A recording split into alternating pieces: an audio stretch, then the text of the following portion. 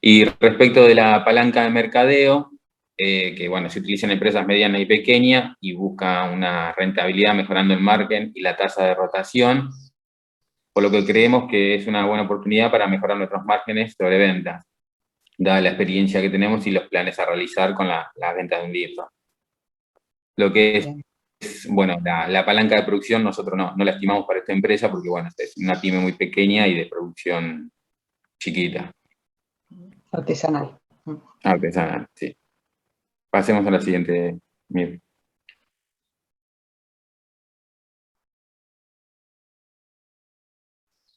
Bueno, analizando el cuadro de mando integral,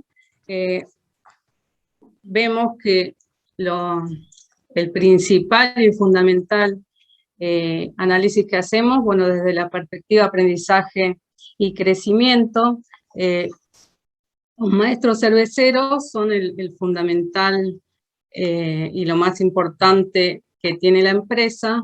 Debido a ello, programamos como objetivo estratégico seguir con la programación de la capacitación del personal, brindando diferentes, como ya mencioné, capacitaciones, y lo que vamos a usar como indicador es el nivel de capacitación y programamos capacitaciones, 3 capacitaciones anuales a los empleados.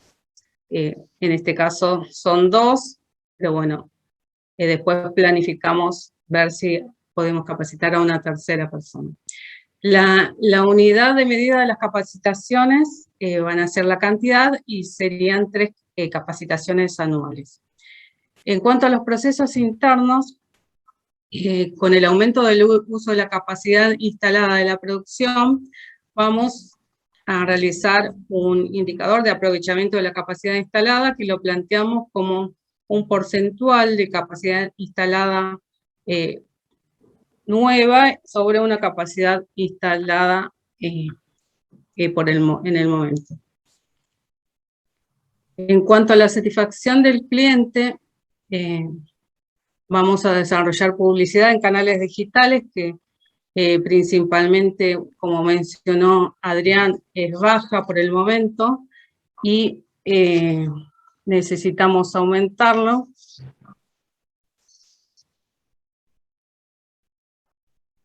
Y la fórmula que habíamos pensado era la cantidad de comentarios negativos sobre los comentarios totales en porcentaje. Y luego, bueno, también, bueno, no lo pusimos por ahora, pero la satisfacción del cliente también va a estar dada en el lanzamiento del nuevo producto, que bueno, como apuntamos a personas mayores de edad que tienen la capacidad de elegir el producto, tanto en los bares como en las diferentes distribuidoras como almacenes, en la botella de litro. Entonces, bueno, ahí nos faltaría agregar un indicador más, pero bueno, el nivel de satisfacción lo analizaríamos sobre la cantidad de comentarios negativos sobre los comentarios totales en porcentajes. Bueno, todo esto va a ir aparejado, o tiene su fin, en la perspectiva financiera, que el objetivo estratégico es el incremento de los ingresos, y las iniciativas, bueno, el desarrollo del nuevo producto, y el indicador que habíamos pensado era la variación de los ingresos por los nuevos productos. En porcentajes, y bueno, la fórmula sería ventas del nuevo producto menos las ventas en general, antes del lanzamiento, sobre las ventas totales, por 100, y bueno, ese sería...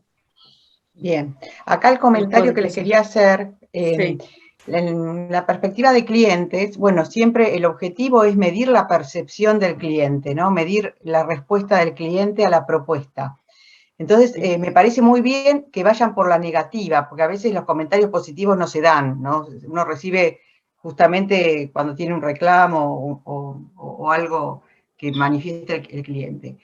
acá este número lo veo como que es muy alto, ¿no? Porque uno se supone que es el objetivo que quiere tener sobre esa percepción del cliente, ¿no? Que los comentarios negativos entiendo que sean, no sé, un 5, un 10% como mucho, pero este 40 lo veo como muy elevado, ¿no? Como que están abriendo la puerta a que la mayoría sea negativo. claro, sí, generalmente se pone muy bajito esto. Claro, sí, ahí entonces lo corregimos. Sí, es algo simple, pero sí. bueno, uno tiene que ser en este caso bastante exigente en que está tratando de dar una propuesta que el cliente lo valore, con lo cual va a permitir una cantidad de comentarios negativos bastante restringida, y eso lo debería reflejar con un número bajito acá. Pero bueno, está muy bien, por lo menos los aspectos principales están en cada perspectiva. Después revisaríamos un poco esta fórmula, pero después lo vemos eso, ¿no? Lo vemos en el detalle después. Sí, la idea es ir ajustando las fórmulas, algunas fórmulas. Y bueno, como decía, bueno, el objetivo al que llegamos es al financiero y va a ser el incremento en los ingresos. Bien, todos los indicadores tienen que, el impacto es en el financiero. No tiene que haber ningún indicador en las perspectivas que realmente no tenga algún impacto indirecto sobre el objetivo final, ¿no? Vinculado con los ingresos y con la rentabilidad. Así que perfecto.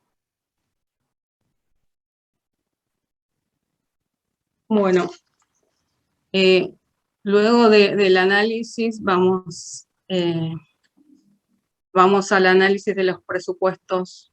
Empezamos con el presupuesto de venta, y para el presupuesto de venta analizamos el periodo del año 2012, discriminado mensualmente, y se tomó como premisa que para el próximo año el costo de producción se incrementó un 25% al inicio y un 15% más en junio, y el mismo se va a trasladar a los precios. Estimamos que las ventas de botellas de 1 litro durante los meses de enero, febrero, marzo y diciembre tendrán un incremento respecto a los meses que bueno, son más calurosos y que implican un mayor consumo de cerveza, entre otros consumos. Además, en los meses de diciembre, marzo, va a ocurrir va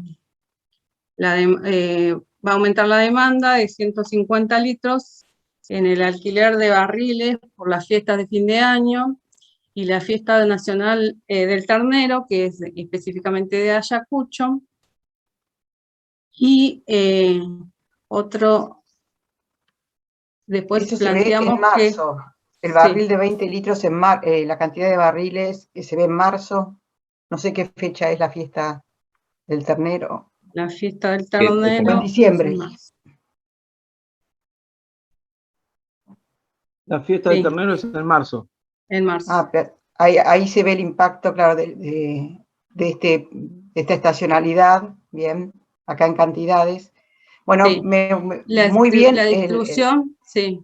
La distribución el presupuesto va a ser armado por en cantidades. Tipo de productos, sí. Tipo de productos. Y en pesos. Sí, están en cantidades, en barriles de 50, de 20 y de 10 litros, botellas de 1 litro.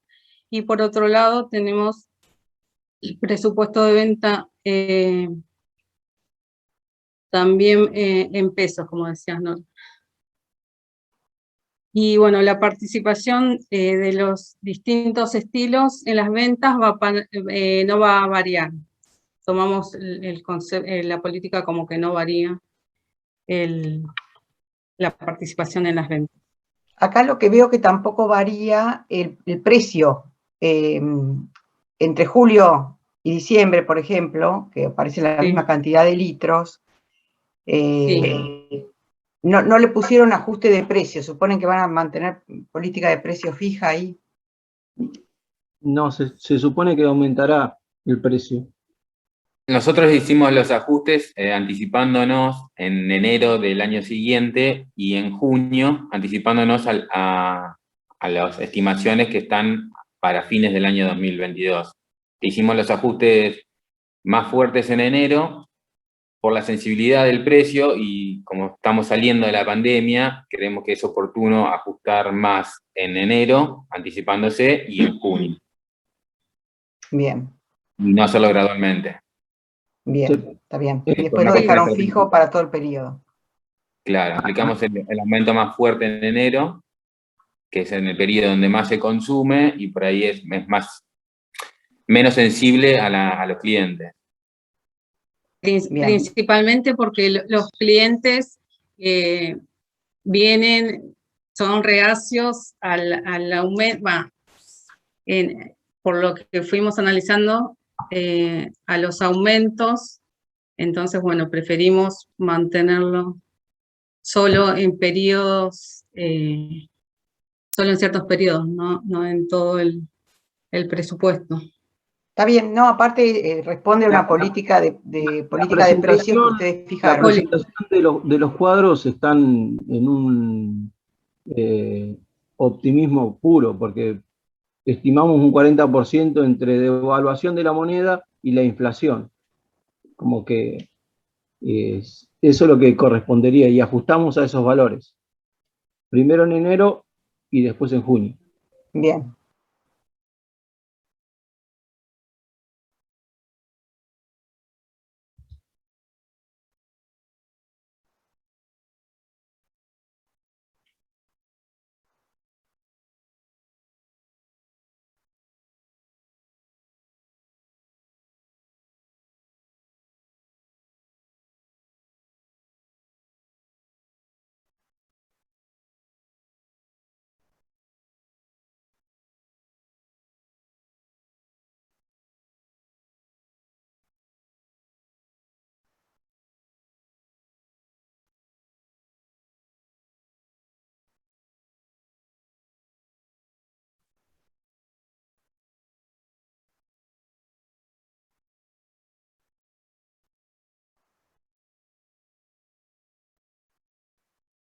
Bien.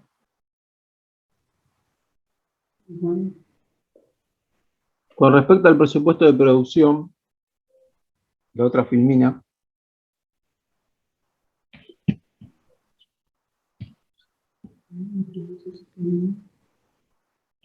Sí.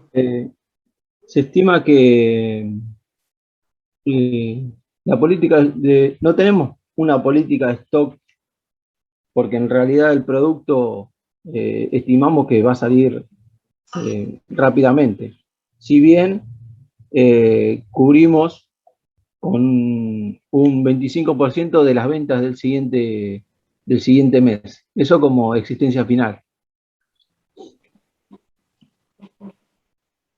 En base a lo que tarda los procesos tanto de fermentación, madurado y embarrilado, que son de 15 días. O sea, se estima que se va a producir o hacer dos cocciones mensuales. Siempre, como se puede ver en el gráfico, manteniendo un margen de capacidad máxima instalada por cualquier circunstancia imprevista, como un ejemplo en marzo, si necesitamos vender más y utilizar ese porcentaje de existencia final, se hace, total lo podemos producir.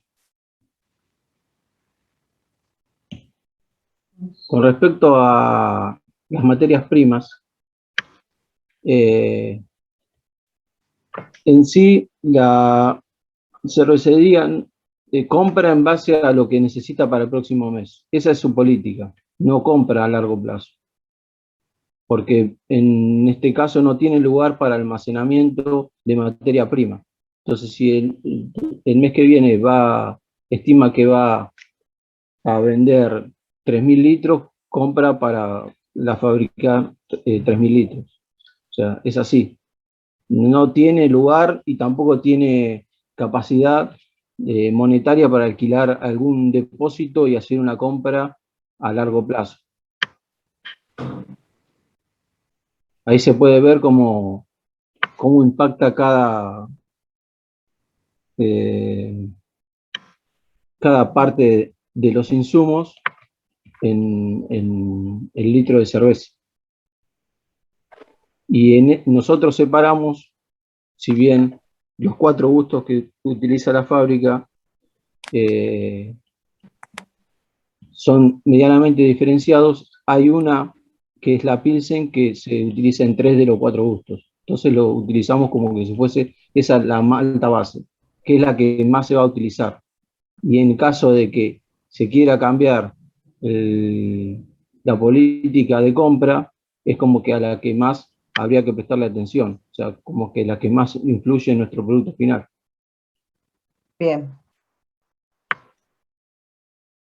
Ahí, en base a un promedio, porque obtuvimos los costos de la malta, como lo que recién mencioné, el tema de la Pilsen y la trigo, que son los más utilizados. Esos son los valores que por kilo que estimamos que es lo que costará a el precio de hoy. 76 pesos por kilo, lo que se llevaría la malta base, en base al porcentaje de los 27 gramos que se utiliza para obtener un litro. Lo mismo con la especial, los lúpulos, que como había dicho hoy Adrián, que en parte es nacional y en parte es importado. Entonces, en este caso también es donde se podría llegar a hacer, dar importancia en caso de cambiar la política de compras. Bien.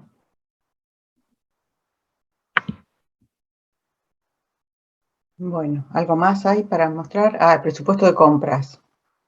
Bueno, eso en el presupuesto de compras dividimos, como lo fragmentamos en mensual en base a lo que se estima que se va a producir los distintos meses del año.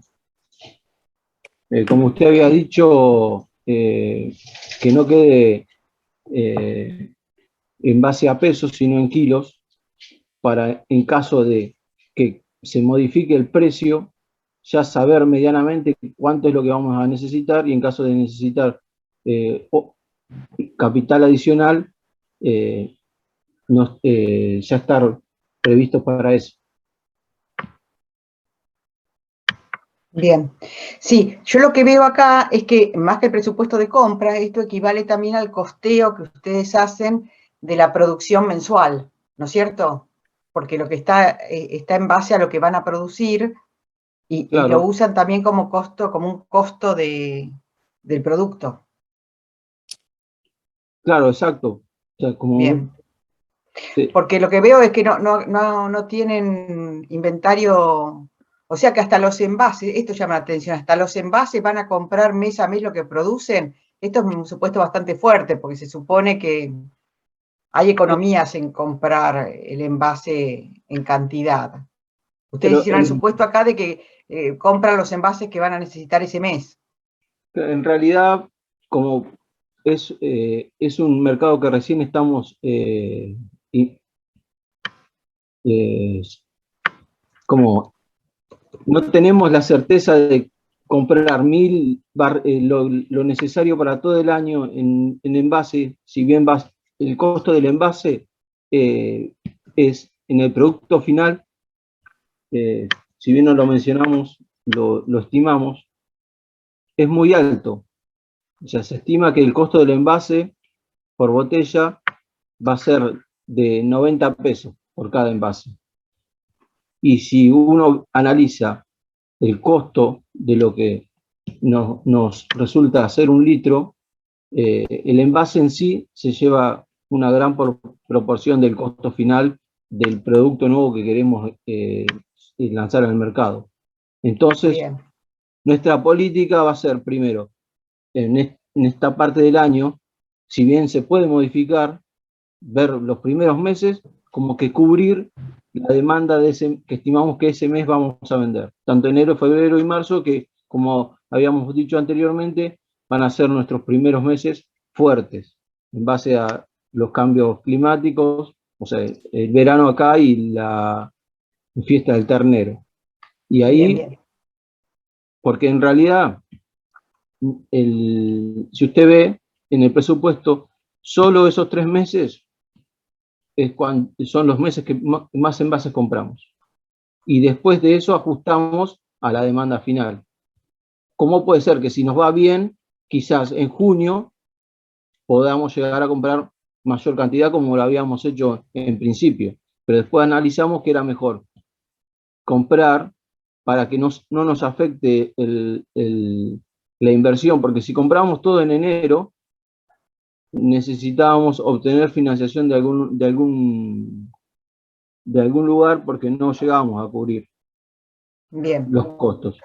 Está bien, muy bien. Bueno, ya avanzaron con el presupuesto económico, bien.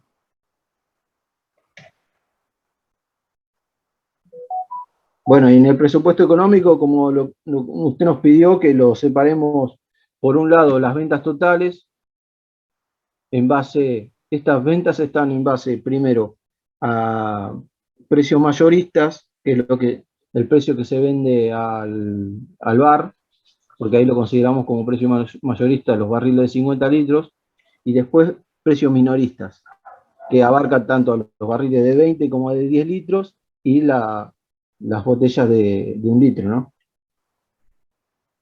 Los costos consideramos en sí que van a ser iguales, salvo, bueno, las botellas que están incluidas, las botellas de 1 litro, porque las incluimos cuando, en base a un promedio, ¿no? Bien. Sí, esto de poner, ustedes cuando en sus trabajos tienen que hacer un presupuesto, es muy difícil que se respete, que en el mes a mes esto quede planchado. Es muy difícil que suceda esto. Por eso, bueno, esto es una simplificación, pero hay que ver que dentro de los componentes que tienen, no sé, en costos fijos comerciales que hay o en costos fijos de producción, seguramente hay diferentes variaciones que hay que aplicar ahí.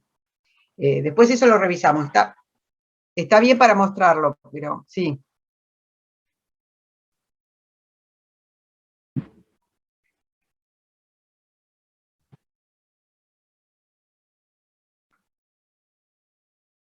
Sí, esta aclaración va para todos los equipos.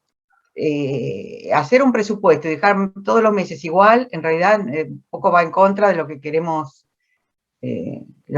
proyectar y analizar, ¿no? Donde todo va a tener su variación específica de costos y de precios. Bueno, sigamos adelante. Pero bueno, muy bien el tema de tener abierto mes por mes, los costos variables, siguiendo la técnica de la contribución marginal. Y bueno, y después esto da para hacer algún tipo de análisis de qué es lo que viene generando la empresa, la incorporación de las botellas, qué significa. Bueno, da después para analizar, incluso sacar algunos indicadores.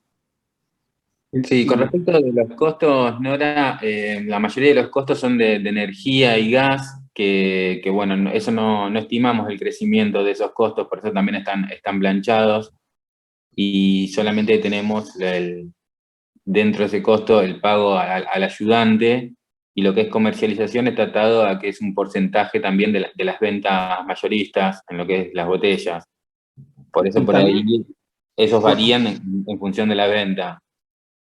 Y con respecto de los envases, que si bien en el presupuesto ese están como compras mes a mes, no es así, se compraban al principio porque son retornables. Nosotros quitamos lo que es, en base también a una de las políticas de la empresa que es del ambiente, digamos, para cuidar el medio ambiente, utilizamos envases de vidrio y no de plástico.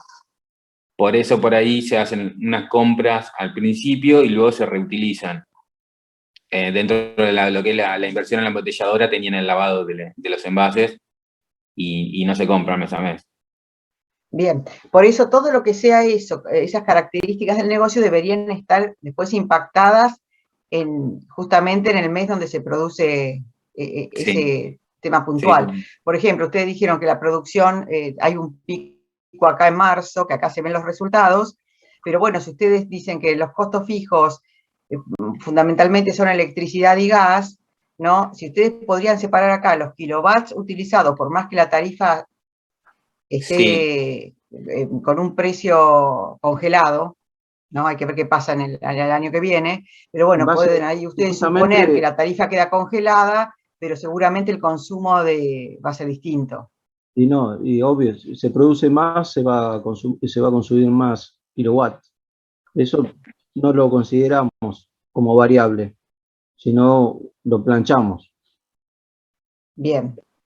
O sea, en costo variable están solamente los insumos, lo que ustedes sacaron como si fuera toda la materia prima que nos mostraron ahí en el presupuesto de compras. Exacto. Sí, están simplificadas para poder mostrarlo también, porque cada uno de los estilos tiene distintas maltas, incluso hasta 8 lúpulos distintos tiene la Porter, entonces era imposible mostrarlos todos en un cuadro. Nosotros más o menos calculamos la composición de 1 litro de cerveza promediado y lo hicimos de esa manera para poder mostrarlo en la exposición. Sí, después en el trabajo vamos a agregar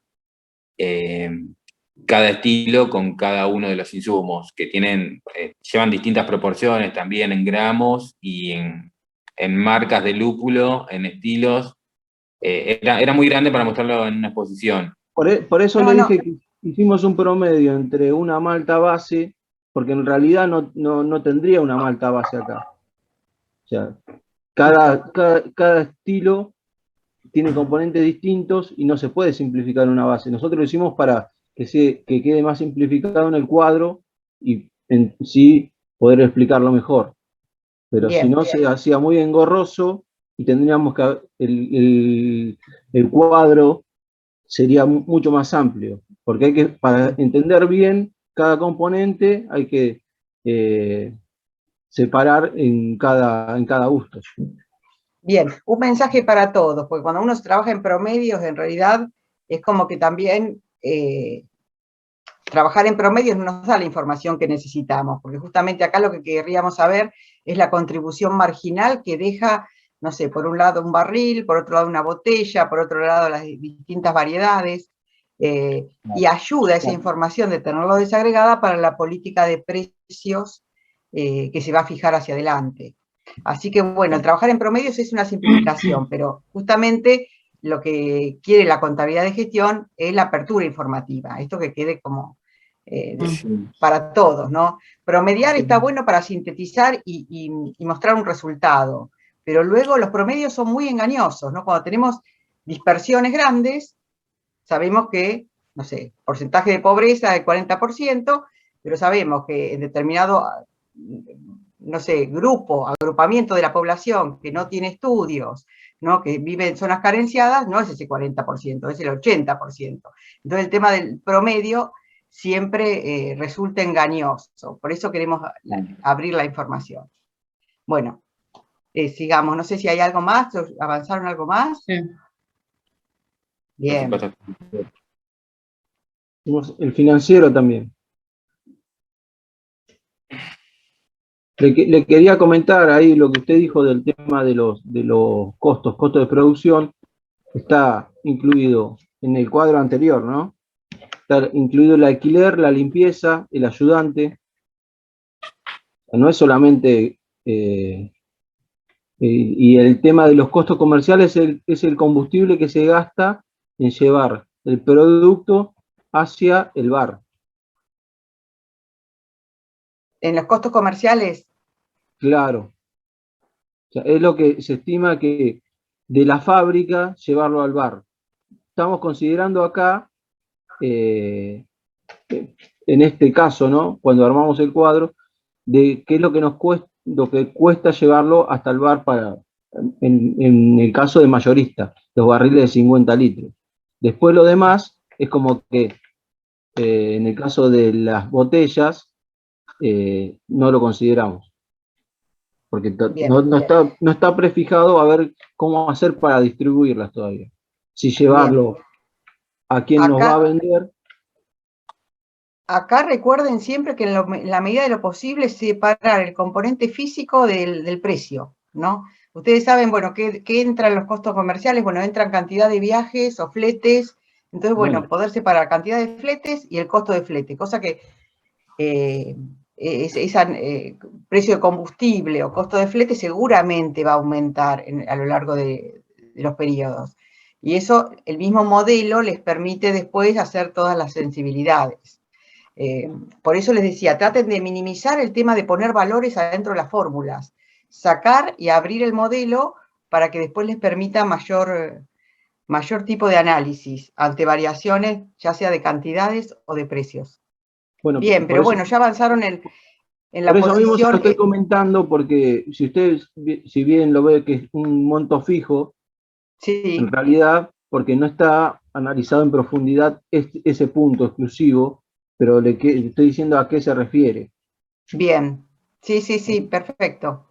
Esto está bien, porque ustedes ya armaron. Ahora la idea es, por ahí, empezar a detallar lo que se pueda detallar, lo que sea más relevante y que tenga impacto justamente, que pueda sensibilizar el resultado, que ustedes vean que es una variable importante, interesa abrir y detallar un poquito más los componentes.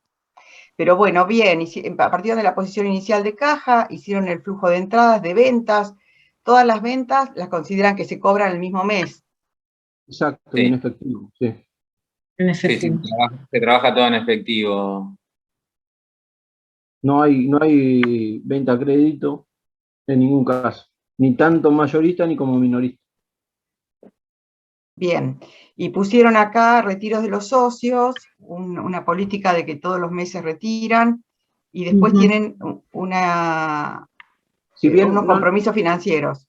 Si bien no lo mencionamos, los socios no reciben un sueldo, solamente el ayudante se le paga cuando lo necesitamos, y los socios utilizamos esa política de como que ellos se llevan una ganancia y lo demás lo reinvierten. O sea, no está Bien. fijo. Nosotros pusimos ese valor, pero en realidad los dueños no tienen un porcentaje fijo de cuánto llevarse por mes. O sea, ellos ven, si necesitan cubrir tal costo, ese mes quizás no se llevan nada. Está bien. Bueno, pero acá les da como para que hagan esos retiros y les queda un saldo disponible que, bueno, habría que ver esta política de caja, que saldo mínimo deseado. Esto cuando ponen el saldo mínimo deseado, fíjense, porque a veces, esto es una referencia, el saldo mínimo deseado, que no forme parte de la fórmula, porque a veces se confunden y queda restando. Es una referencia para manejar después el tema de la colocación de excedentes o las necesidades financieras, tienen que pedir un descubierto para respetar ese límite. Bien, bueno, muy bien el presupuesto financiero, está muy bien. Después, obviamente, hay que depurar esas cosas que están bastante fijas. Lo que faltó en el presupuesto financiero es, entonces, no determinamos qué hacer con el sobrante, si ponerlo en un plazo fijo o qué hacerlo, eso no lo definimos. Bueno, sí, el tema es que en un contexto inflacionario no debería estar los 15.000, si ustedes definen que el saldo mínimo es 15.000 para la caja, no dejar el excedente que se erosione con la inflación, ¿no? Tratar de invertirlo. Eso no lo definimos, porque si usted ve ahí en el cuadro, no está como flujo de entrada financiera. O sea, lo que sobra no sabemos, porque por lógica tendríamos que ir y invertirlo en algo, para que no se erosione con la inflación. Hoy por hoy, proteger el capital de trabajo es, no sé, una de las misiones principales, ¿no? En un contexto como el actual, la protección del capital de trabajo, con lo cual no dejar esto ahí sin aplicación. Bueno, ¿tienen algo más o esta es la última? Hasta ahí llegamos. Ah, buenísimo. Bueno, muy bien. Con respecto también el tema del stock, de las materias primas y de producto, nosotros como política no tenemos una política de mantener stock, pero sí existe un stock mínimo, ya que, bueno, como se utilizan gramos y demás, muchos de los productos se compran por bolsas de 25, 30 kilos y siempre hay un excedente, pero se trata de mantenerlo al mínimo, no es que se consume totalmente. Más que nada por eso, por la manera en que se compran y la utilización que tienen. Bien, y en relación a si ustedes decidieran mantener inventario del producto de cerveza, ¿qué posibilidades hay de almacenamiento? ¿Cuál es la vida? Tiene una vida útil muy, muy corta, por eso también no mantenemos una política de stock muy alta, es temporal solamente para cubrir las ventas de las siguientes semanas, por eso no se mantiene un stock más allá de eso, de las ventas programadas. Pero, por ejemplo, las botellas, esto de embotellar, ¿cuánto tiempo debería tener vigencia el producto con la misma calidad? Depende del producto y depende mucho del gusto. Lo que sería, yo no en base a esto, porque conozco otra gente que lo hace, y quizás una IPA puede que dure mes y medio, dos, y una cerveza negra dura 2 semanas, y ya se vuelve, se agrieta, o sea, ya se vuelve intomable, llámese así, por el La, distintos produ- componentes. la producción, al ser artesanal, Claro, utiliza productos naturales y no utiliza conservantes, y bueno, cambia eso mucho, hace a la... al- cambia mucho el tema de cuánto se puede tener en sí en una botella en base al gusto. Bien, bueno, si quieren dejen de compartir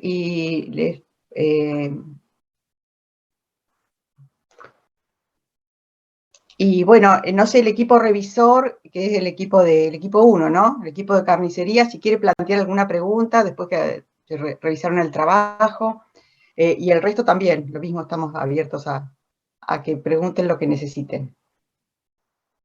No, yo justo la pregunta que iba a hacer tenía, digamos, como pilar el tema de la presupuestación de ventas y demás, pero medio quedó clara también con el intercambio que tuvieron con Nora recién, medio como que ya se respondió mi pregunta, porque era más que nada cómo habían presupuestado las ventas, digamos, los montos de las diferentes cervezas y demás, pero no, ya me quedó bastante claro igual.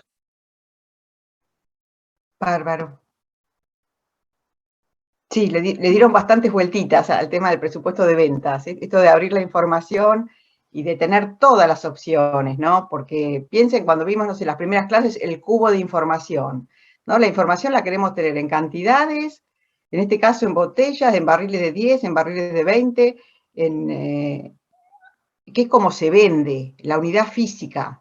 Después lo traducen en cantidad de litros y después en valor monetario, pero siempre respetar de que hay muchas maneras de verla, de hacer el presupuesto de ventas, y hay que tratar de abarcar todas esas alternativas. Sí, y no, yo a los chicos los iba a felicitar, que estuvo muy, muy bien la exposición, muy bueno. Y por ahí una pregunta con respecto a la alternativa de inversión que plantearon, a ver si habían hecho alguna conclusión de eso con respecto a los márgenes del negocio. Sí, nosotros ahora parándonos desde un punto de vista gerencial y no desde dentro de la empresa, vemos que la alternativa que se planteó desde los socios, que era la venta embotellada, ellos tienen la alternativa de venderlo al por mayor, o sea, venderlo a un distribuidor mayorista para que llegue a negocio de consumo masivo. El margen que tiene de venta minorista con respecto al mayorista es un margen importante que pueden aprovechar, porque si bien vemos ahí los resultados, los retiros que realizan, desde el punto de vista gerencial no nos parecen por ahí los óptimos, se puede explotar más en venta minorista, y la alternativa que nosotros le ofreceríamos a los socios es que esa venta de los envases de litro lo realicen directamente al minorista y aprovechar todo ese margen que están dejando para la reventa. Es una alternativa que por ahí, en continuación, y para el trabajo final, sería, digamos, la alternativa que desde el punto de vista como profesionales de ciencia económica le daríamos de acuerdo a la información que fuimos recabando. Ah, está bien, está bien. No, bueno, por mi parte creo que no, no, nada más.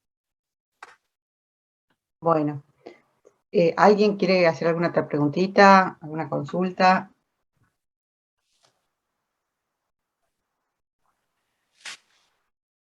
Bueno, muy bien, chicos, la verdad que avanzaron un montón en el trabajo, ¿no?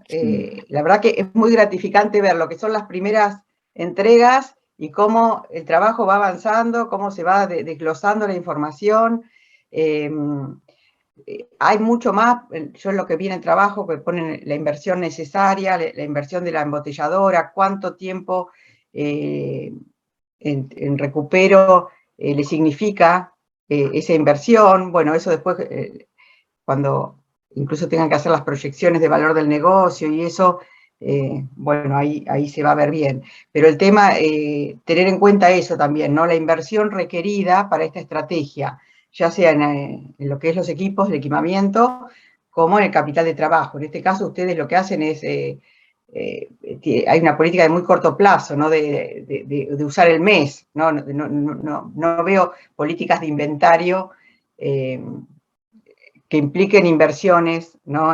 Grandes en capital de trabajo. Pero bueno, está muy bien, muy bien el avance y me gustó mucho que han avanzado y mostrado todo el desglose de los presupuestos. Ahora queda... Sí.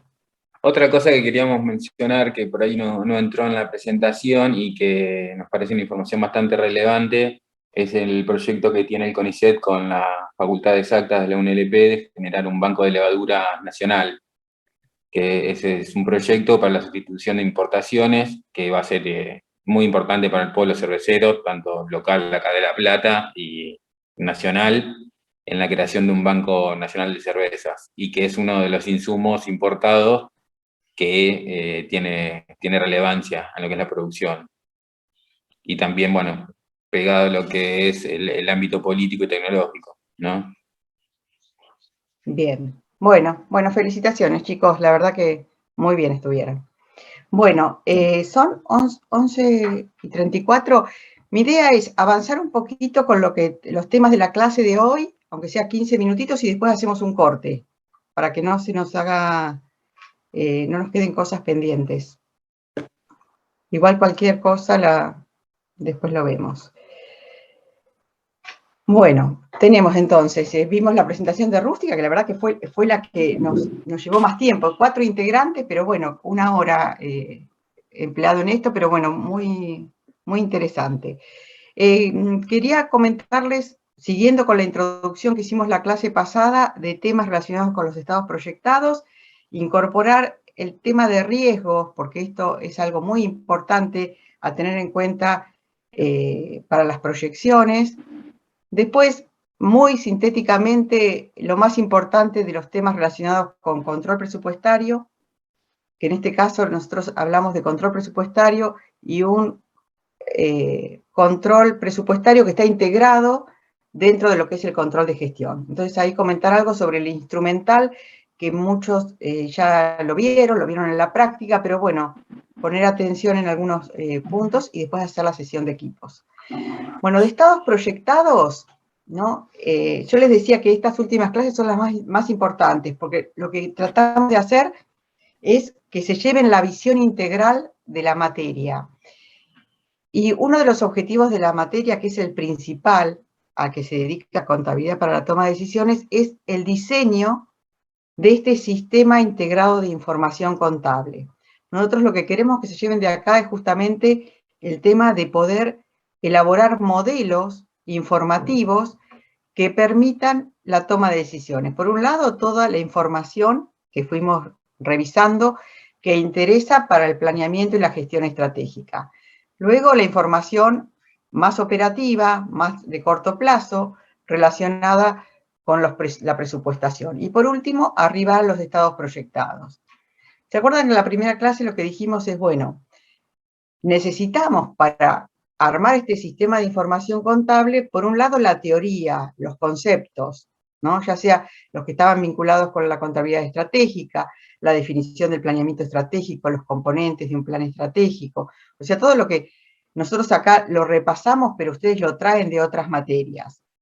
Luego, a su vez, lo que revisamos es todo el instrumental y las herramientas de análisis a aplicar en este análisis estratégico, ¿no? Y ahí vimos desde el análisis externo, ¿no? Todas las herramientas de análisis externos, el PEST, el cuadro estratégico, las matrices, la cadena de valor para el análisis interno, los distintos indicadores, ¿no?, que ustedes ven en Contabilidad 7, bueno, un conjunto de herramientas que rodean, ¿no?, a todos estos temas. Y por otro lado, lo difícil, la figurita difícil, es conseguir los datos, ¿no? Generar esta información, ¿no?, que pueda entrar a hacer uso de esa herramienta. Si no tenemos los datos, si no generamos la información, en realidad, por más que tengamos la teoría, que hayamos estudiado mucho, nos es difícil armar el plan y armar los presupuestos. Lo mismo acá con la contabilidad presupuestaria.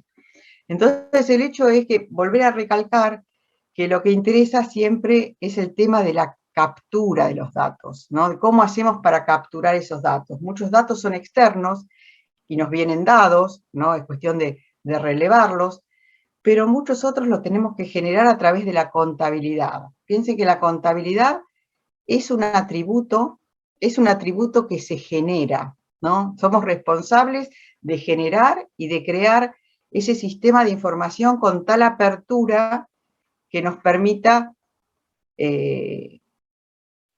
medir y después evaluar, ¿no? Y de esta manera llegar a hacer una proyección, a los estados proyectados.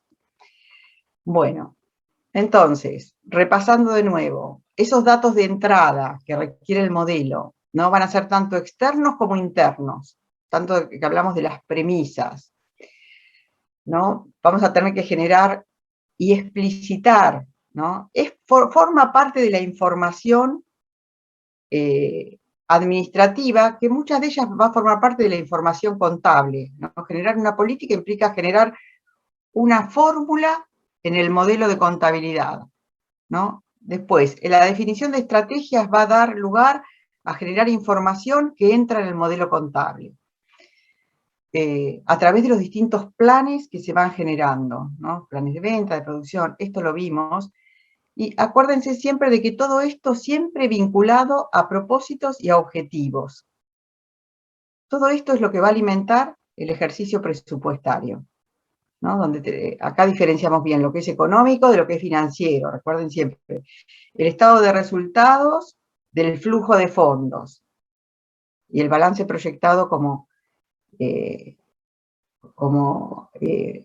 informe o resultado final de todas estas proyecciones.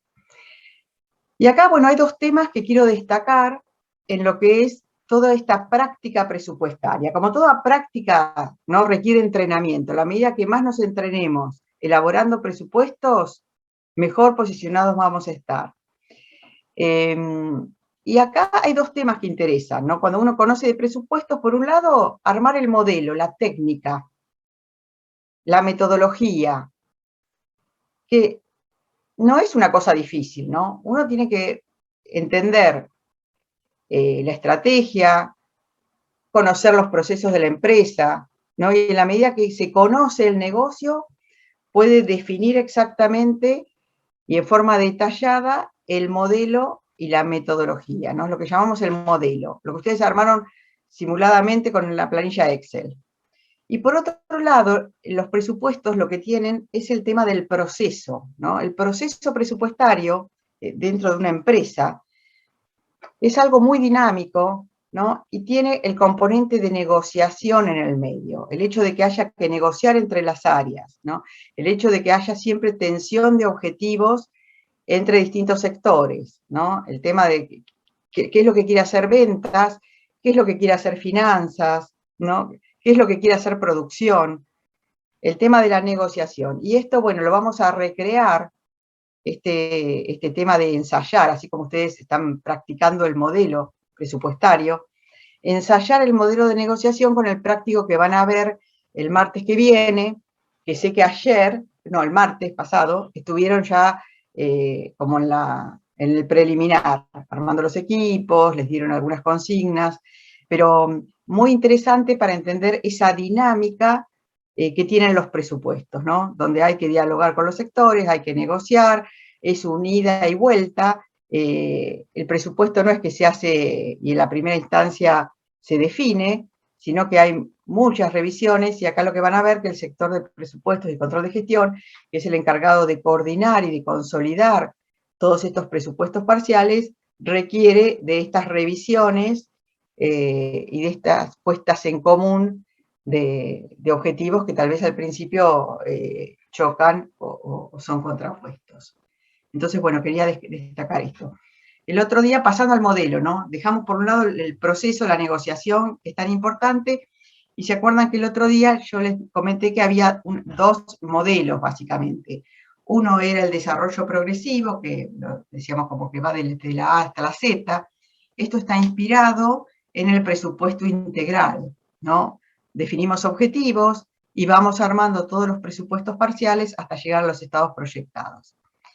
Y el otro es un desarrollo que lo llamamos global, que es de atrás hacia adelante. Partimos de la foto final, cuál es el objetivo básico, por ejemplo, obtener determinado resultado, obtener determinado indicador de resultado operativo o de ROE, y luego ir generando hacia atrás todos los componentes que se requieren para poder llegar a ese objetivo. Y acá lo que requiere es mucha coherencia. Esto lo habíamos visto como apoyo de esto, ¿no? Queremos llegar a un determinado ROE, a un determinado ROA, y lo vamos armando por ratios desde atrás hacia adelante.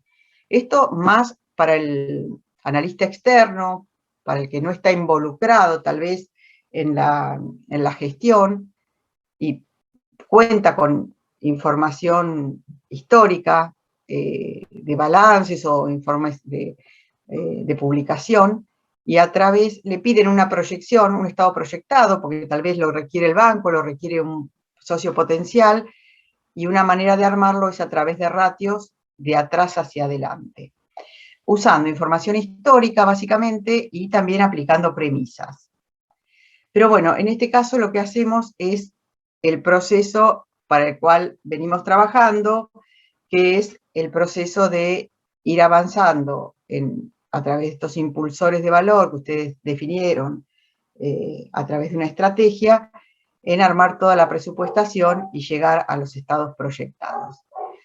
Y lo que habíamos visto que es muy interesante cómo planteen estas proyecciones intermedias, ¿no? Porque el tema de poder llegar al activo proyectado implica que cuando les preguntemos, bueno, y las cuentas a cobrar, ¿de dónde surge este saldo final? ¿No? Entiendan de que todo esto está encadenado, ¿no? Hubo una presupuestación de ventas, hubo políticas de ventas, hubo políticas de cobranzas, hubo unos supuestos de incobrabilidad, ¿no? Y bueno, y ahí llegan al saldo de cuentas a cobrar. El tema de tener bien en claro las políticas que aplican en cada caso, que son las determinantes de los saldos proyectados que vamos a ver. Esto lo repasamos recién hoy con la presentación. Presten atención a los gastos operativos, a desagregarlos por línea, a ver esa variación de precios específicos que lleva cada línea, lo que son los equipos, ¿no? Fíjense el tema de cómo están valuados, si es necesario reevaluarlo con un contexto inflacionario, las amortizaciones, qué sistema de amortizaciones aplican, si hay altas, si hay bajas. Traten de representar la realidad, ¿no? Siguiendo un sentido prospectivo, ¿no? Lo más cercano a lo que pueda llegar a suceder. Esto lo vimos también, lo meto acá como para que no les quede la presentación incompleta, pero todos estos componentes no pueden faltar en el modelo de proyección. Y una cosa que les quería comentar es que nosotros acá estamos mirando los estados proyectados como producto final. Y en realidad lo que queremos es que ese estado proyectado, cuando uno lo ve desde la contabilidad de gestión, ¿no? de lo gerencial, no se traduce en un estado final, algo inmóvil, sino que forma parte de un estado intermedio que tal vez es vuelto a revisar las premisas, consideración de por ahí alguna variable que no se tuvo en cuenta, por eso decimos nueva información, cambios del modelo, porque capaz que adoptamos otro tipo de políticas que nos parece que más ajustada a los resultados obtenidos, reemplazo de datos, o sea que esos estados proyectados van a sufrir iteraciones y no van a ser de una el producto final, sino que hay que tomarlo como producto intermedio que va a servir para seguir revisando y analizando esta dinámica presupuestaria. Esto es lo más interesante después de generar el modelo, ¿no? Acá les quiero presentar estas herramientas para la proyección, ya sea del estado contable, o sea, devengado, del estado de resultados proyectado, como de la proyección de flujo de fondos, que acá ustedes la van a hacer para el 2022 y también la tienen que hacer a más largo plazo. Y siempre hablábamos del tema de que el planeamiento requiere considerar escenarios alternativos. Esos escenarios alternativos implican un set de variables donde se definen valores para las variables internas y para las variables externas. O sea, yo puedo planificar acá un escenario, no sé, traumático, un escenario pesimista, donde defino variables macro que lo alimentan, ¿no? Disparada de la inflación, disparada del tipo de cambio, pero a su vez esto me va a repercutir en menores ventas, ¿no? Menor propensión al consumo, menor poder adquisitivo, con lo cual esos escenarios conjugan valores proyectados para los distintos periodos, tanto de variables internas como externas. Pero bueno, acá en este cuadrito yo lo que les quería mostrar es cómo, de acuerdo a distintas coyunturas, ¿no? Distintos estados de situación, de certidumbre, o en la medida que vamos avanzando a mayores grados de incertidumbre, cuáles son las herramientas que nos conviene usar. Si estamos en un contexto de estabilidad, nos conformamos con una proyección única, la proyección base que ustedes están realizando. Si suponemos que cómo proyectamos las variables están vinculadas a una expectativa de esas variables proyectadas. Si nosotros consideramos que algunas de las variables pueden estar generando cierta posibilidad de variación, empezamos a realizar análisis de sensibilidad. Acá lo que hacemos es variabilizar de a una las variables. En la medida de que vemos que se pueden presentar distintas coyunturas, ¿no? Por ejemplo, miremos, no sé, lo que puede llegar a ser el lunes que viene, ¿no? El resultado de las elecciones, si lo tuviéramos un poco más a largo plazo, podemos explorar esto que decíamos, distintos escenarios futuros, y capaz que hacer un escenario de que continúa tal cual las fuerzas políticas como están, si hay un cambio muy importante de la situación política, y bueno, y eso aparejado con distintas mix y cuantificación de variables. Y luego la otra, en escenarios de mucha incertidumbre, lo que se usan son modelos de simulación y análisis de riesgos. Acá en la próxima definimos un poco lo que queremos decir cuando hablamos proyección única, que es lo que le vamos a pedir en primer término, ¿no? Ustedes están trabajando una proyección única, donde las premisas deberían asumir los valores más probables. Acá ustedes le dieron valores a la actividad, ¿no? Actividad, nos referimos a las ventas, a las compras, ¿no? A todos los movimientos de interacción del negocio. Los valores que van a asumir los precios, las cantidades, los precios de compra, las inversiones y los gastos. Se arrancan de la proyección única. Después lo que le vamos a pedir es que hagan un análisis de sensibilidad. O sea que esto es ver el impacto en la variable de salida ante una variación en la variable de entrada. Por ejemplo, ¿qué pasa con el resultado operativo si aumento el precio? Si puedo aumentar los precios.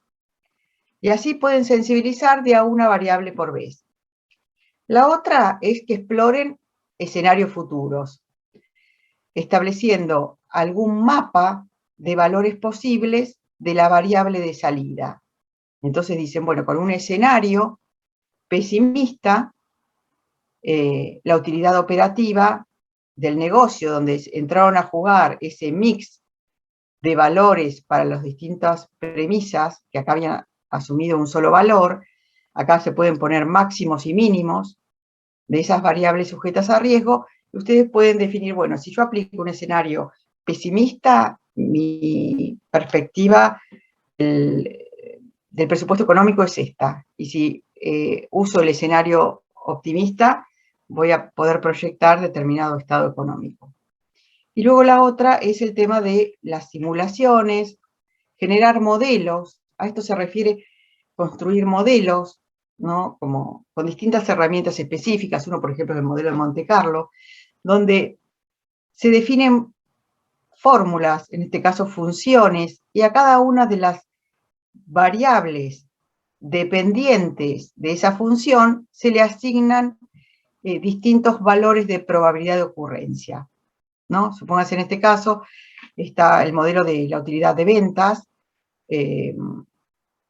y se recrea la fórmula de los ingresos por ventas, menos los costos variables o directos, menos los gastos fijos, y a cada una de estas variables, supongamos, no sé, el costo de ventas, se le asigna un modelo de probabilidad, ¿no? Con distinta probabilidad de ocurrencia. Y se corren estos modelos y se simulan con determinados supuestos de riesgos los resultados de distintas proyecciones. Bueno, esto no lo vamos a ver, esto generalmente se da en posgrados, pero bueno, es algo muy interesante de estudiar modelos de simulación para generar, a través del Excel se pueden hacer, hay un libro, que después si quieren, el que esté interesado se lo puedo recomendar, donde se arman, está representado todo un ejercicio de simulación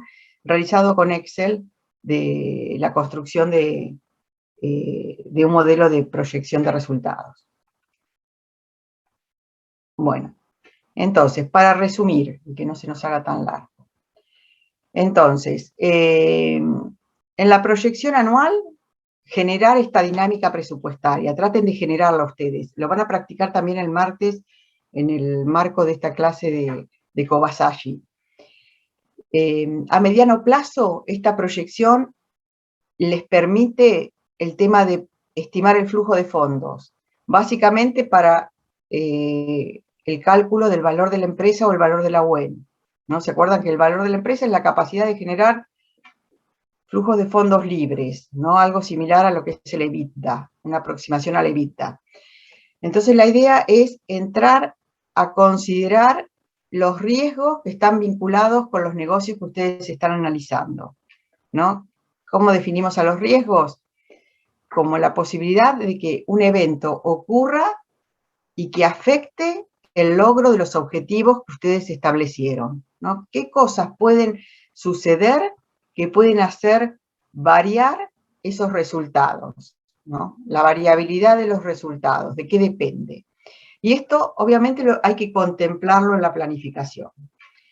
Entonces, lo que ahí le vamos a pedir, después de dar la proyección, armar ese mapa de riesgos, identificarlos, ¿cuáles son? Habrá riesgos de tipo estratégico, no sé, aparece un nuevo competidor o aparece un nuevo producto que saca del mapa al que ustedes estaban analizando, puede haber riesgos operacionales, puede haber riesgos regulatorios o de información a tener en cuenta. Estamos en un contexto cada vez más y más regulado, o sea que esto hay que tenerlo en cuenta, cómo me afecta el tema de los precios, cómo me va a afectar el tema de los costos también. Bueno, luego de identificar esos riesgos, analizar la importancia, y acá no solo cuantitativa, sino cualitativa. ¿Qué probabilidad tiene de ocurrir? ¿Cuál sería su impacto en caso de que ocurra? ¿Con qué velocidad afecta? Si ocurre, ¿me impacta en el corto plazo? ¿Me impacta al mes siguiente? ¿O cómo va detonando a medida que avanzan los periodos? Eso es algo que lo tengo que incorporar al modelo. ¿Y cuáles serían consecuencias potenciales? ¿No? Estoy pensando en esto del COVID, ¿no? Que el año pasado, cuando todos estaban armando, hace 2 años, cuando estaban armando el mapa de riesgos, ¿quién tenía en el radar el tema de que iba a aparecer este virus? ¿No? Bueno, hoy que ya lo conocemos, sabemos que hay una probabilidad futura de que pueda presentarse un rebrote o algo parecido, ¿no? Con lo cual, bueno, es una de las cuestiones que puede aparecer en el mapa de riesgos. Y después evaluar ese riesgo según los criterios o según políticas, si ese riesgo puede ser bajo, medio o alto, y luego decidir qué se hace con ese riesgo, ¿no? A veces no se puede evitar y a veces sí, a veces se puede transferir, ¿no? A través de contratar un seguro, se pueden establecer medios para controlarlo o se puede no hacer nada y aceptarlo, ¿no? Esas son todas políticas en relación a la consideración del tema riesgos, ¿no? Que es muy importante cuando uno proyecta, ¿no? Todos estos riesgos van a influir en la estrategia y van a influir en el impacto de las proyecciones, ¿no? Tanto en los resultados como en el flujo de fondos. Recuerden eso siempre. A veces puede impactar en los resultados de la misma manera que en el flujo de fondos, y a veces impacta en un lado y no en otro, ¿no? Traten siempre de diferenciar lo que es financiero de lo que es económico. Y después diferenciar lo que son riesgos del negocio, de la empresa, esto para cuando armen el valor del negocio, y lo que son riesgos extrínsecos, ¿no? Tratar de interpretar cómo impactan en los resultados, si hay que informarlos o no, qué ajustes habría que hacer, si hay que hacer replanteos, ¿no? Acá como les armé un listadito de distintos tipos que hay que revisar, ¿no? Para entender el impacto. Por un lado, lo que son no controlables, variables exógenas, riesgos a variables exógenas. Esto los conocemos, tipo de cambio, la inflación, las tasas de interés, cómo van a variar en el futuro. Piensen que todo esto siempre es prospectiva, ¿no? Me posiciono en entender qué es lo que va a suceder y cómo va a impactar en las proyecciones. Si se va a retraer el mercado, qué cambios en precios relativos pueden suceder, en las contribuciones marginales, en los cambios sociales, políticos, de legislación. Y por otro lado, todos los riesgos relacionados con variables internas, o sea, variables controlables, que pueden ser específicos de la actividad, algunos los podrán cubrir con seguros, eso contémplenlo, los riesgos que pueden cubrir con seguros. Hoy no hay actividad que no esté sin seguro, o sea que en los costos fijos tienen que incorporar el tema de seguros si tienen pólizas de cobertura. ¿Y cómo van a variar esos precios? El riesgo a la obsolescencia tecnológica, el riesgo al tema de contar con los recursos humanos necesarios y críticos para el negocio, temas relacionados con abastecimiento de insumos, ahí hablaban ustedes del tema de los que requieren insumos que están dolarizados, ¿no? Si hay alguna manera de hacer sustitución, ahí el tema del anuncio del convenio con la universidad para proveer levaduras, por ejemplo, eso es interesante. Tener en claro cuáles son esos riesgos que hay que considerar, la política de endeudamiento, el capital de trabajo, los bajos resultados. Bueno, seguramente va a haber otros también. Bueno, acá lo que les quiero llevar es a entender esos riesgos, cómo les va a afectar la proyección, ¿no? Los tienen que contemplar, los tienen que mencionar, cuáles son los principales riesgos del negocio y cómo les va a afectar en la proyección del valor. Acá, por ejemplo, yo les pongo inflación. Bueno, les va a afectar en la estimación de los ingresos y en los egresos por la evolución de precios específicos, ¿no? En los ingresos operativos y los egresos operativos. Les va a afectar en el capital de trabajo disponible, les va a afectar también el incremento de activos fijos necesario. ¿Se acuerdan que la clase pasada hablamos de estos efectos de absorción y de traslación del impacto inflacionario, ¿no? Entender si estoy en un negocio donde absorbo toda esa variación de precios, me acuerdo del negocio de baterías, ¿no? Cómo estaban ahí como en el medio de dos presiones que tenían, por un lado, costos de metales para la producción, y por otro lado, con un fuerte poder de negociación de los proveedores, porque hacían venta mayorista, donde no podían trasladar ese aumento de costos a precios, ¿no? Eso implica entender cómo va a comportarse los márgenes a futuro, ¿no? Y bueno, ¿y qué es lo que piensan para poder compensar? Y después la tasa de costo de capital. También acá el riesgo impacta en la tasa de costo de capital. O sea, les va a impactar por el numerador y les va a impactar en la medida que sea un negocio que tiene componentes de riesgos en la tasa de costo de capital que ustedes vayan a contemplar. Y también, por ejemplo, en este caso, porque también va a incluir una expectativa de inflación que van a tener que tener en cuenta. Bueno, entonces para resumir, son las 12 ya. Para resumir, ¿qué es lo que les vamos a estar pidiendo? Que hagan los estados proyectados bajo el escenario base, que la mayoría ya está bastante avanzada y lo tienen armado, variables externas e internas. Planteen un escenario alternativo de actividad. Bueno, acá después lo que pueden hacer es un análisis de sensibilidad de a una variable. Luego plantear un escenario alternativo y analizar resultados comparados y identificar estos factores de riesgo, acá estaba, y realizar ese análisis de sensibilidad. Esto es algo muy importante. Las premisas siempre bien fundamentadas, ¿no? Tiene que haber un sustento de por qué establecieron determinadas premisas. Las políticas que sean consistentes, que no sea una simplificación, ¿no? Que traten de reflejar algo vinculado con la realidad del negocio. Y siempre fundamentar con criterio. Acá esto es lo que queremos que se lleven, ¿no? La capacidad del sentido crítico, capacidad de generar un fundamento. Algo que digo siempre yo, que me gusta que es lo que debería quedar de la enseñanza de estas materias que son tan analíticas, el fundamento antes que la técnica, ¿no? Tratar de fundamentar. Después la técnica es importante, pero las premisas y las políticas tienen que tener su fundamento. Si ustedes pueden fundamentar algo, después alguna deficiencia que tenga el modelo se corrige. Pero el tema es no hacer un modelo perfecto y que después lo que alimenta eso, los datos y la información, no tenga ningún criterio, ninguna fundamentación, ¿no? El modelo perfecto, sin fundamento, en realidad no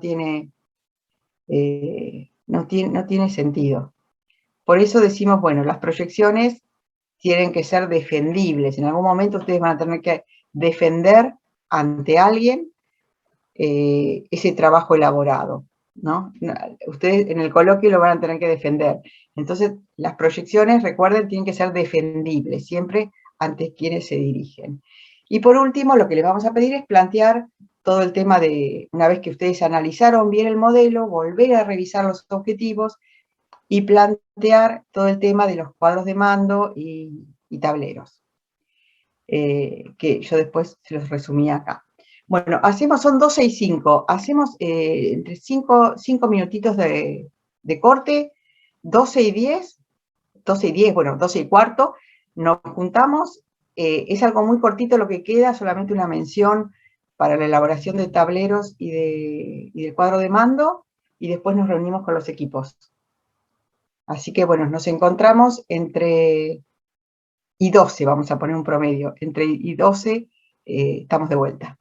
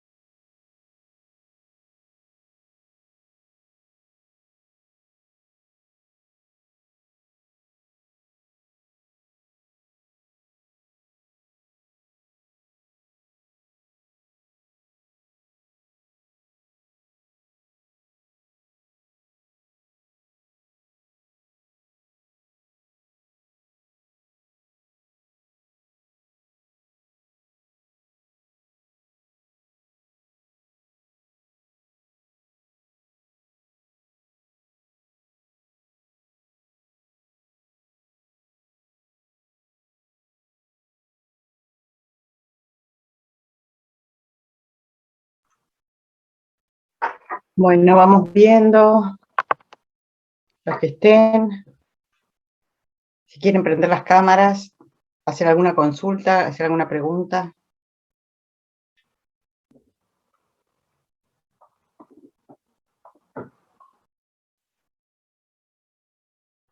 Se va entendiendo más o menos lo que aspiramos que sea todo este ejercicio de presupuestación, ¿no? De lo que queremos que vayan armando, ¿no? Que solamente los presupuestos parciales, los estados proyectados, pero la idea es que los estados proyectados no sean el fin último, sino que los traten de ejercitar ustedes como medios para sensibilizar, para ver, bueno, ¿qué pasa si se presenta otro escenario o si se produce alguno de esos riesgos que están vinculados al negocio o al contexto? Traten de explotarlo, de explotar este trabajo, porque justamente haciendo todas estas iteraciones y estos ensayos es cuanto más se aprende, ¿no? Ejercitar esta dinámica y esta posibilidad que tienen, porque no en todos los cursos se da, solamente en los cursos especiales, de con un caso real poder generar esta dinámica de presupuestación y de ver qué sensibilidades tienen determinadas variables, ¿no? Porque ahí ustedes pueden después revisar variaciones de precios, de costos, distintos componentes de gastos, y sacar conclusiones. Así que bueno, traten de aprovechar el modelo estos modelos que fueron armando para que les permita hacer todo este análisis de sensibilidad, o traten de mejorarlo todo lo posible y después lo graban y usan eso como base para armar otro escenario. Fíjense más o menos cada uno cómo es que lo ha armado y bueno, y la idea es que cuando hagamos las reuniones poder analizar con ustedes bien en detalle eso. Después, cuando se reúnan con los equipos, vayan charlando a ver si el coloquio final lo quieren hacer de modo así virtual, o si se animan algunos, si están en La Plata y si no les es molestia, organizar algo presencial, si quieren. La facultad ya dispone de todos los protocolos, de aulas, con lo cual nosotros tendríamos que estar avisando con tiempo cuándo se haría esa reunión, o sea, día y horario. Así que, bueno, como sé que algunos de ustedes se reciben, por ahí puede ser esa la instancia como de culminación de la materia. Pero bueno, no falta tanto, por eso para que los vayan charlando con los equipos. Y si no, armaremos una agenda de determinados día y hora y haremos los encuentros virtuales.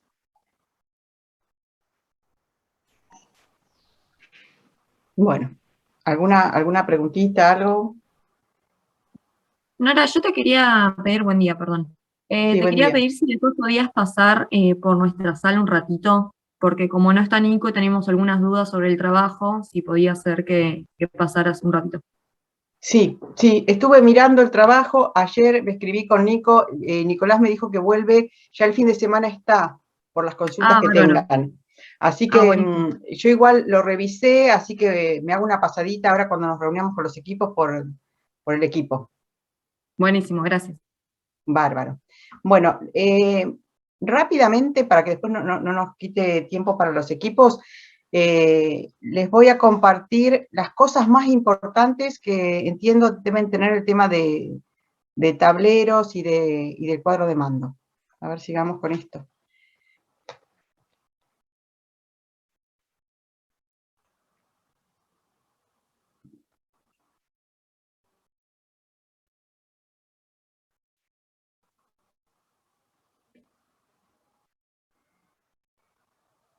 Esto es rápido.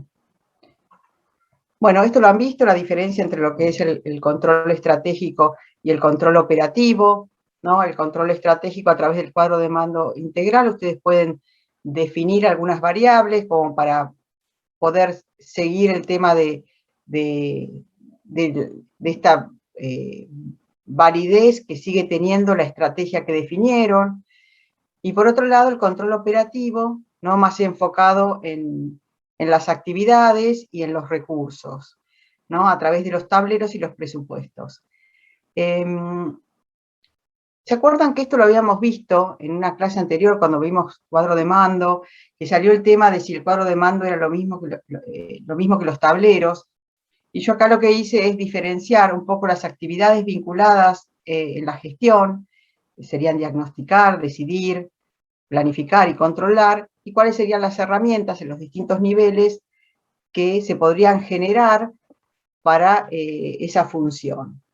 Entonces, bueno, los tableros como herramientas de diagnóstico en realidad son los más indicados. Generalmente a veces uno no tiene un presupuesto, pero empieza a través de un tablero a generar el análisis de una situación de partida y empezar a visualizar posibles, no un sistema integrado de presupuestación, pero tal vez presupuestar algunos módulos de actividad. Y luego para controlar fundamentalmente en lo estratégico aquellas medidas que se han puesto como resultados u objetivos. El cuadro de mando integral, ¿se acuerdan? Como la herramienta que permite el alineamiento, ¿no? Acá veíamos que a medida que la organización tiene procesos administrativos más desarrollados, trata de avanzar en sus sistemas de información para que no sean solamente de diagnóstico, sino generar sistemas de alineación. Y bueno, la idea es que el control presupuestario y el control de gestión estén alineados justamente con también un cuadro de mando y con los tableros, que todo en realidad tenga esa concordancia que les pedimos. Bueno, y acá cuando decimos controlar, esto es un slide que usa Humberto Muselli, pero bueno, me parece que algo bien crítico que hay que definir cuando uno arma este sistema de control de gestión es definir qué es lo que hay que controlar, ¿no? Cuáles son esos objetivos, esas medidas, ¿no? Si hay parámetros establecidos, si hay desempeños, ¿no? Que serán los resultados, las ventas, ¿no? Tratar de hacerse la pregunta, ¿qué es lo que quiero controlar del negocio? ¿No? Luego, ¿dónde hay que controlarlo? Estoy controlando procesos y resultados, en este caso cuando controlo procesos, ¿en qué partes del proceso están esos puntos fuertes de control que debo identificar? ¿No? También el tema de las zonas geográficas, las sucursales, entra a jugar acá, los distintos equipos de venta, ¿no? ¿Dónde pongo el foco de control? ¿Cuándo? Acá dijimos frecuencia alta siempre. ¿De qué manera, con qué herramientas voy a controlar? ¿No? ¿Con qué tableros, con qué sistemas? Si controla las personas o controla un sistema. Bueno, son preguntas básicas, pero bueno, que un poco sirven para definir ese sistema de control presupuestario y de gestión que quiero definir. Por un lado, el control presupuestario, esto ustedes lo vieron bien cuando también vieron la práctica, que la idea era tratar de analizar las variaciones, analizar variaciones. Y ahí, ¿cómo? Variaciones de venta, de servicios, por producto, por área, variación cantidad, variación precio, en los distintos ítems de costos, de gastos, promoción, publicidad, tratar de definir los distintos desvíos, ¿no? Cuando hablamos de desvíos, ¿se acuerdan que hablábamos tanto positivos como negativos? Me interesa capturar esa información de qué pasó en el real en relación con lo presupuestado.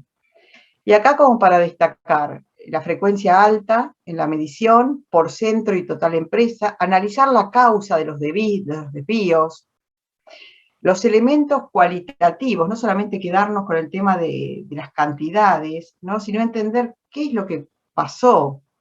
Acá hay mucho de cualitativo que hay que revisar, ¿no? De entender las encuestas, las reuniones, indagar. Bueno, toda la dinámica presupuestaria implica también esto después, ¿no? Lo que está vinculado con el control. Y después entender que ese desvío tiene que llevar a algo, alguna acción que se debe desplegar en consecuencia. ¿Qué se va a hacer con eso? ¿No? Lo hemos visto en el caso, ¿no? Se van a ajustar las premisas, se van a ajustar los presupuestos. Bueno, Esto vinculado a lo que son los informes de desempeño. Después otra característica que en lo comercial se hace muy a menudo es las reuniones mensuales de control de gestión, como para revisar con la fuerza comercial cómo anduvo el mes, qué pasó con las metas, qué performance mejores, peores, lanzamientos, los resultados de las campañas. Esto como para implementar, ¿no? Es muy, muy interesante ver que acá ustedes también pueden estar cumpliendo el rol de preparar, a mí me tocó durante muchos años preparar toda la información para las reuniones comerciales, de gestión, ¿no? Entender la cantidad de sucursales, cómo les había ido con los distintos productos, el resultado de las campañas, los rankings. Ahí siempre hay fuertes incentivos comerciales, ¿no? Con lo cual se mide, la medida va vinculada mucho a las remuneraciones. Hay sistemas de remuneración variable muy agresivos, generalmente, esto es en una empresa española, y donde les gusta esto de rankear, de mostrar el mejor, de mostrar a los mejores, de ver quién no cumplió. Bueno, son distintos modelos de gestión, y bueno, y hacen a que quien trabaja en información de gestión deba preparar información para esos eventos. Y después los tableros, ¿no? Los tableros de control, acá más pensando en lo operativo, en lo de más del día a día, ¿no? Reflejar el desempeño, mostrar y retroalimentar. Acá el tema del cuadro de mando, para que no se olviden cuando ustedes definen el cuadro de mando, que todos estos componentes tienen que estar. Y acá algo que cuando revisamos nosotros los trabajos vemos, cuando ustedes definen el objetivo, que quede muy claramente, muy explícitamente definido y que sea consistente con el método que ponen para el cálculo, la fórmula, ¿no? Acá, si la expresión es alcanzar un determinado nivel o un parámetro futuro, o alcanzar una variación, si esa variación es nominal o es porcentual. Esto es muy importante, porque si uno no define claramente el objetivo, si uno no sabe cómo lo van a medir, si lo van a medir por un nominal, por un porcentual, por un nivel, por una variación, o sea, pongan un poco el ojo acá en esto. Bueno, no les voy a leer todo, pero bueno, que esté el origen de los datos, de dónde va a surgir la información para construir ese indicador, quién es el responsable de monitorear el indicador. Bueno, esto después los vamos a revisar. Y por otro lado, el tablero de control operativo, bueno, acá un poco distinguido de lo que es el tablero de control operativo y qué es un tablero de control directivo.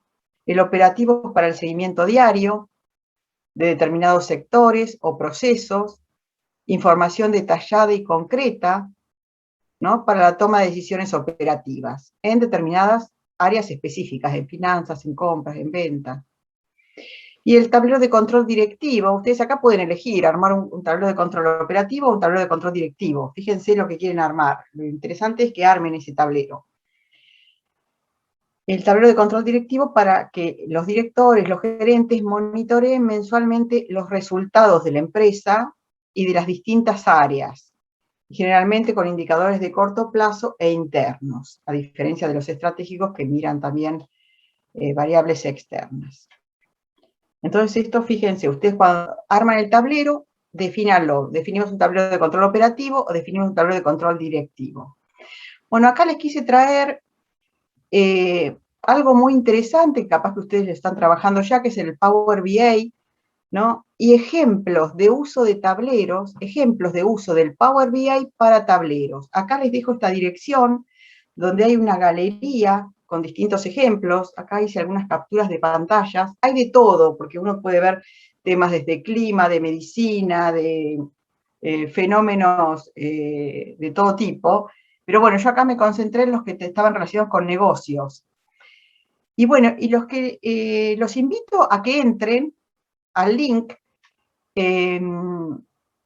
y revisen cómo están armados distintos tableros. Por ejemplo, acá hay uno de ventas, ¿no? Un seguimiento de ventas. Entonces muestran la evolución, por ejemplo, en este caso de Howard Software y Servicios, y muestran los gráficos de la evolución mensual, y muestran en relación, por ejemplo, al objetivo, ¿no? Cómo van cumpliendo llevan 1,29 millones o miles, no sé qué será, y acá está puesto el objetivo de 2,5 millones, y van viendo el porcentaje de cumplimiento, tanto de esta unidad de negocios como la de servicios. En este caso que está re interesante, porque miren que lo que mide es los productos, acá hace un análisis de los productos más vistos, de los productos menos vistos, lo agrandé en la que sigue, muestra distintos tableros en relación a los días de inventario que tienen de los distintos productos, y a su vez muestran las distintas categorías, ¿no? Según las vistas, cuáles son los productos menos vistos, cuáles son los que no fueron revisados o visitados. Y bueno, me parece interesante, esto es todo para análisis del stock de inventario, interesante para que miren distintos modelos de cómo se pueden generar tableros. Acá, por ejemplo, hay un ejemplo de una empresa farmacéutica. Entonces muestra el resumen de las ventas del periodo anterior, el crecimiento de ventas, y después lo va mostrando por grupos, ¿no? Por grupos de productos, ¿no? Biológicos, dermatológicos, inflamatorios, y a su vez uno en el ensayo puede entrar y ver la desagregación. Yo lo tenía activo, pero bueno, ahora no lo... pero bueno, es cuestión de que ustedes exploren, se metan y exploren y cómo se pueden desagregar. Acá un poco lo que les decía, ¿no? Poder mostrar las 5 ciudades que registran mayores ventas y las 5 ciudades que están debajo del nivel de ventas, ¿no? Distintos diseños de tablero que seguramente están en concordancia con la estrategia, con las políticas comerciales, ¿no? Y las premisas que tiene cada uno de estos negocios. Bueno, me pareció interesante mostrarles. Bueno, ¿cómo seguimos? El 18, el jueves que viene, la idea es ir cerrando ya todos los temas. Les vamos a pedir que entreguen el trabajo en el AU24. Ahí se va a generar una tarea para que suban todos los trabajos. A esto tengo que confirmar el horario, pero entre las 11 y las 12 seguramente vamos a tener la presentación de Agustín Parrachini, que nos va a mostrar el modelo de la plataforma Bici. Es una plataforma de reservas, pero también de entregas de productos. Y bueno, nos va a mostrar, lo más interesante es el modelo de valoración del negocio y los indicadores que armó para el modelo. Bueno, el 25 sería la última clase. Ahí después los voy a citar a los que tienen que recuperar nota. Y acá tenemos que hacer el armado de la agenda de coloquios, que los coloquios van a ser el 1, el 2 o el 3 de diciembre y el 6 o el 7 de diciembre. Después coordinamos con cada uno de ustedes qué fecha les queda mejor. Y vamos al 25 a hacer reunión con equipos para las consultas y la revisión final. Porque ustedes nos entregan el 18, pero nosotros en esos días, la idea es devolverles, hacerles la devolución de qué es lo que consideramos que tienen que ajustar, y luego hay una entrega final el 30. Y con esa entrega del 30, donde ahí también está el tema de hacer, una vez que todos se entregan el 30, los equipos revisores también tienen que revisar el del equipo par, que después les vamos a dar las instrucciones para hacer el informe. Y bueno, y con eso van al coloquio, ¿no? Con la entrega del 30. Y serían estos días, el 1, 2, 3, o 6 o 7. Y después, invitarlos el mismo 25. El 25 tienen también lo de la feria de posgrado, que eso que comentó Martín hoy a la mañana, hizo una invitación para los que no estaban hoy temprano. Estuvo Martín Fernández Molina, que es el secretario de posgrado de la facultad, y invitando para el día 25 que la facultad hace la feria virtual de posgrados, donde se va a mostrar la oferta de todos los posgrados que tiene la facultad, y a su vez hay intercalados charlas y bloques. Así que ahí dejó en el chat como el link para inscribirse y participar. Es todo gratuito, obviamente, y bueno, es muy, muy interesante para conocer todo lo que tiene la facultad para ofrecer a aquellos que quieran ya ir pensando en algún posgrado para empezar, no sé si el año que viene o el siguiente, pero por lo menos ir investigando a ver qué opciones tienen dentro de lo que es la UNLP. Bueno, y después a las 19, invitarlos, que eso también vamos a hacer la invitación por el aula virtual, con el link. Esto va a estar dado en la clase del profesor Pacero, que él está los jueves de 19 a 22, y a las 19 va a venir el gerente financiero de BGH, Pablo Ruggeroni se llama, a explicar. Es una charla, no es una presentación académica, sino lo que queremos es que nos cuente cuál es su función, cuáles son las problemáticas que tienen el día a día en su tarea de de tener a cargo la gestión financiera de BGH. Así que, bueno, esto sería la agenda para las...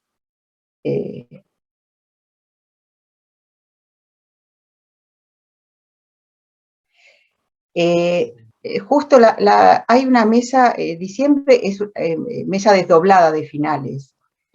Las materias del primer semestre están en la primera semana de diciembre y las del segundo semestre estamos en la segunda semana. Nosotros, en la fecha del final de Conta 9 es el 9 de diciembre, pero nosotros lo que hacemos es hacemos los coloquios antes, es como que el cierre de notas lo hacemos directamente, es como que el final de la materia se va a dar el día ese del coloquio. Y les damos estas fechas para que ustedes puedan elegir de acuerdo si tienen que dar otra materia en la semana para que les quede, no sé. Por eso la idea, esto hay que conversarlo, porque la idea es que yo voy a estar en los 5 equipos, y a su vez los tutores tienen que poder y ponerse de acuerdo y coordinar con cada equipo para ver qué día eligen. Sí, acá hay mesa de final también, 1, 2 y 3, pero no sé qué materias tienen que dar, si tienen que dar alguna del primer cuatrimestre, estarían ahí. Y después también hay, y que no nos queda otra opción, sino la otra es que adelantar el equipo que pueda, en vez del 30, adelantar antes la presentación y lo hacemos antes, no tenemos problema. Cada uno, ahora cuando nos reunimos, arregle con su tutor, a ver qué fecha les queda mejor. Y si les queda mejor fines de noviembre, bueno, veámoslo como otra posibilidad también. Nora, ¿y el coloquio es grupal, con el equipo presentando el trabajo? Sí, el coloquio es grupal. La idea es que todos conozcan el trabajo. Y ahí preguntas de la materia, preguntas relacionadas con la materia, las cuales si hicieron el trabajo las van a poder responder sin ningún problema. Ahí lo que vamos a hacer es revisar bien el trabajo, va a haber preguntas del trabajo y preguntas conceptuales que están vinculadas con todo lo que vimos en la materia.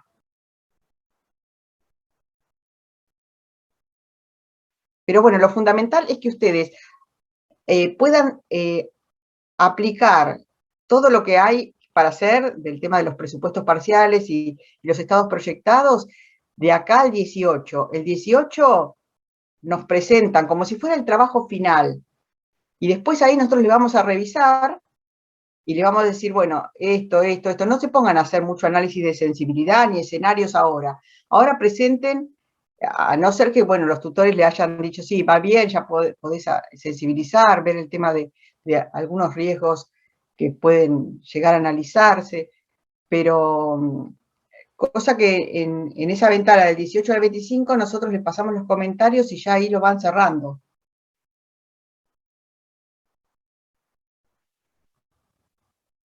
Bueno, ¿están armados los equipos? No sé si Matías, Mariano, alguno de los chicos que están, Sugel. Yo no estoy como Directamente anfitrión, como ya pueden entrar ellos. Como Perdón, Ah, sí. joya, si ya están igual. ¿A quién me falta poner como coanfitrión? A Sugel. Sí. A mí.